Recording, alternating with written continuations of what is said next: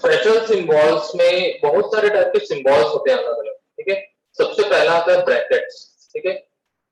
ये brackets generally हम लोग एरेज में यूज करते हैं। Opening and closing brackets are used as array element reference, ठीक है। अभी हमने एरे यहाँ पे बनाया, तो यहाँ पे हमने इसी प्रकार का एक ब्रैकेट यूज किया, ठीक है। इसको हम लोग जनरल टर्म्स में हम लोग बोलते हैं स्क्वायर ब्रैकेट, ठीक है। लेकिन यहाँ पे सी प्रोग्रामिंग में इसको क्या बोलेंगे, ब्रैकेट्स बोलेंगे, ठीक है। हिंदी में इसको कोष्ठक बोलते हैं, ठीक है। तो ये कहाँ पे यूज किया जाता है, एरे में यूज किया जाता है, ठीक है।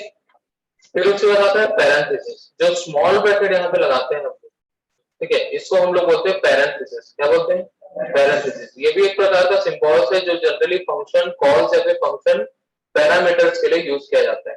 जब हम लोग मेन फंक्शन बनाते हैं, ठीक है, यहाँ पे होगा, ये दिख रहा है वॉइड मेन, उसके बाद हम लोग यहाँ पे लगाया, तो मेन क्या है, फंक्शन।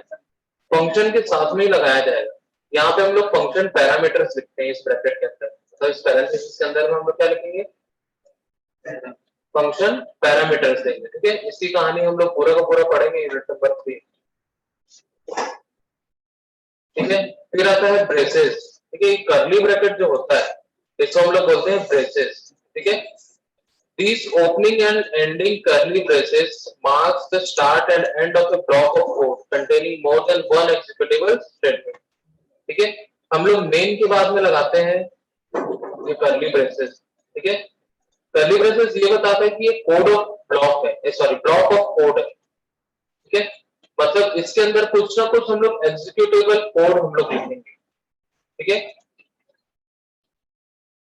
और जो कंपाइलर में जाके एग्जीक्यूट होगा, ठीक है।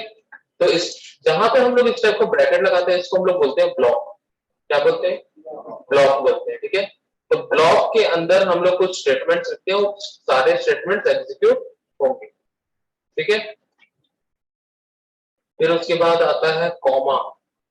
कॉमा भी एक प्रकार का क्या है, टोकन है, ठीक है। सिंबल्स तो है ही, साथ में क्या है, टोकन, ठीक है। It is used to separate more than one statement like for separating parameters in function calls, ठीक है। फंक्शन कॉल्स में हम लोग दो या दो से ज्यादा पैरामीटर अगर हम लोग लेते हैं, ठीक है, उसको सेपरेट करने के लिए हम लोग यूज करते हैं। तो जनरली ये सेपरेटिंग पैरामीटर होता है। मतलब हम अगर हम लोग को सेम टाइप के वेरिएबल भी बनाने हैं तो हम लोग क्या करते हैं, कॉमा कॉमा सेपरेट करके बनाते हैं, ठीक है। तो कॉमा क्या है, ये भी एक प्रकार का टोकन। फिर आता है सेमीकोलन। सेमीकोलन तो जानते ही होंगे क्या होता है, जानते हो ना, इससे हर लाइन के बाद हम लोग लगाते हैं। क्यों लगाते हैं इसको, ताकि जो करंट स्टेटमेंट है हमारा वो टर्मिनेट हो सके और अगला वाला इनिशियलाइज हो सके, ठीक है। इसलिए जब अगर मान के चलो ये सेमीकोलन हम लोग छोड़ देते हैं तो इसके अगली लाइन में एरर बताता है, क्योंकि अगला वाला लाइन इनिशियलाइज नहीं हो पा रहा है, इसीलिए वो क्या बताता है, सेमीकोलन मिसिंग, ठीक है। सेमीकोलन लगाने से क्या होता है, पहला वाला टर्मिनेट हो जाता है। मतलब अगर मान के चलो ये वाला स्टेटमेंट है, यहाँ पे मैंने सेमीकोलन लगा दिया, ठीक है, तो ये वाला लाइन टर्मिनेट हो जाएगा, अगला वाला क्या हो जाएगा, इनिशियलाइज हो जाएगा, ठीक है। तो सेमीकोलन हम लोग स्टेटमेंट को टर्मिनेट करने के लिए यूज करते हैं। फिर उसके बाद आता है एस्टेरिस्क, ठीक है। इसको क्या बोलते हैं हम लोग, एस्टेरिस्क, ठीक है। It is used to create pointer variable. हम लोग एक छोटा सा सितारा जो दिख रहा है हम लोग को एस्टेरिस्क किसको बोलते हैं, ठीक है। किसी भी वेरिएबल के सामने लगाते हैं हम लोग। अगर वेरिएबल के सामने लगाएंगे तो वो क्या बन जाएगा, पॉइंटर वेरिएबल बन जाएगा, ठीक है। उसका प्रमोशन हो जाता है और वो बन जाता है पॉइंटर वेरिएबल। उस समय वो नॉर्मल वेरिएबल नहीं रहेगा, कोई वैल्यू को वो एक्सेप्ट नहीं करेगा, सिर्फ और सिर्फ एड्रेस को करेगा, ठीक है। आया समझ में। उसके बाद आता है यहाँ पे असाइनमेंट ऑपरेटर। ये जो इक्वल टू दिख रहा है इसको हम लोग बोलते हैं असाइनमेंट ऑपरेटर। क्या बोलते हैं, असाइनमेंट ऑपरेटर, ठीक है। जनरली ये यूज किया जाता है किसी भी वैल्यू को असाइन करने, ठीक है। इसके राइट साइड में जो वैल्यू होगी वो उसके लेफ्ट साइड वाले वेरिएबल पे असाइन करना, ठीक है। आगे ऑपरेटर्स आएगा तो वहां पे हम लोग उसको डिटेल में जाएंगे। फिर उसके बाद यहाँ पे सबसे पहला जो हम लोग लिखते हैं हैश अपने प्रोग्राम में, ठीक है, उसको बोलते हैं प्री प्रोसेसर। क्या बोलते हैं हम लोग? प्री प्रोसेसर बोलते हैं। प्री प्रोसेसर का काम क्या होता है? ये एक प्रकार का मैक्रो प्रोसेसर है। क्या है? मैक्रो प्रोसेसर है। तो मैक्रो प्रोसेसर क्या करता है कि अब जैसे हमने लिखा hash include stdio dot h, सबसे पहला लाइन लिखते हैं, उसके सामने अगर हैश हम लोग लगा देते हैं तो वो एक प्रकार का मैक्रो प्रोसेसर होता है जो कि ऑटोमेटिकली उस लाइन को कंपाइल कर देता है। ठीक है, उस लाइन को क्या करेगा? कंपाइल कर देगा। मतलब हम लोग को मैनुअली कंपाइल करने की जरूरत नहीं है, वो ऑटोमेटिकली कर देगा। क्यों कर देगा? ताकि हम लोग उस लाइब्रेरी फाइल्स की सारे फंक्शंस को हम लोग अपने प्रोग्राम पे यूज कर सकते हैं। ठीक है, समझ में आया?